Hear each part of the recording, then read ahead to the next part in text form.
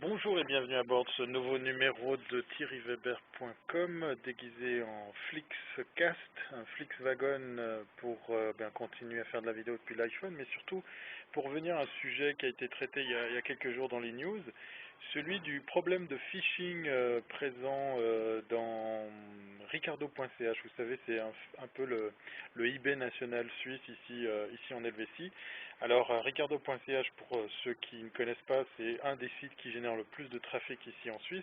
Et c'est surtout un site de vente aux enchères qui marche très très fort, puisqu'effectivement, comme vous avez pu le voir dans un des interviews de culturepod.ch, j'en mêle les pinceaux, eh bien, voilà, ils vont ouvrir un bureau en Suisse romande. Mais je ne vais pas vous reparler de Ricardo, en tout cas pas sous cette forme-là, mais plutôt revenir sur une question, moi, qui me turlupine.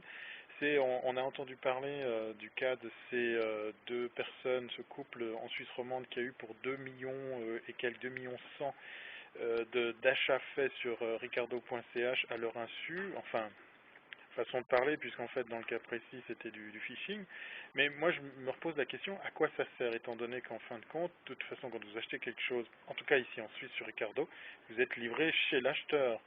Donc si quand bien même je vous prends votre compte, j'arrive à trouver vos identifiants et j'arrive à acheter plus de 200 voitures comme ça a été fait pour eux, à quoi ça me sert puisqu'en fait je ne pourrais pas en tirer profit puisque je ne vais pas recevoir le dit véhicule.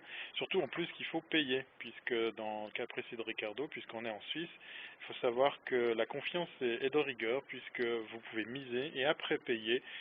Il n'y a pas forcément quelque chose qui est facturé par un PayPal ou un autre système de facturation comme de la carte de crédit. Alors moi je lance la question, à quoi ça a servi que quelques rigolos s'amusent à faire du phishing pour piquer les identifiants d'un couple qui achetait et qui vendait sur du Ricardo. Voilà, je vous pose la question. Sans trop y croire, je vous lance la question en forme de débat, puisque je ne sais toujours pas si sur le précieux iPhone, on peut continuer à faire du chat en même temps qu'on balance ce genre de vidéo. Donc ça sera peut-être une question qui est lancée comme ça, comme une bouteille à la mer, pour y répondre plus tard. Voilà. Je vais peut-être quand même vous faire part du décor avoisinant, non, peut-être pas, pour voir si par hasard il y a quelque chose qui s'affiche sur mon logiciel qui s'apparenterait à un chat. Voilà, je vais retourner l'appareil. Et puis, comme je peux le voir, il n'y a rien qui se passe. Alors, j'ai pas beaucoup de choses à vous montrer hein, comme décor. Peut-être une jolie sculpture là plus loin, mais c'est pas tout à fait à propos. Voilà. Alors, voilà, j'attends vos réactions.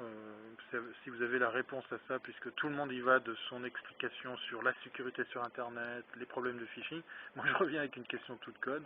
À quoi ça sert? Si vous le faites sur un compte en banque ou ce genre de choses, oui, je comprends. Ça peut servir, puisqu'après vous pouvez vous amuser à faire toutes sortes de virements ou de retraits. Mais là, dans le cas précis, je pige pas. Alors à très bientôt si c'est pas avant pour les réponses.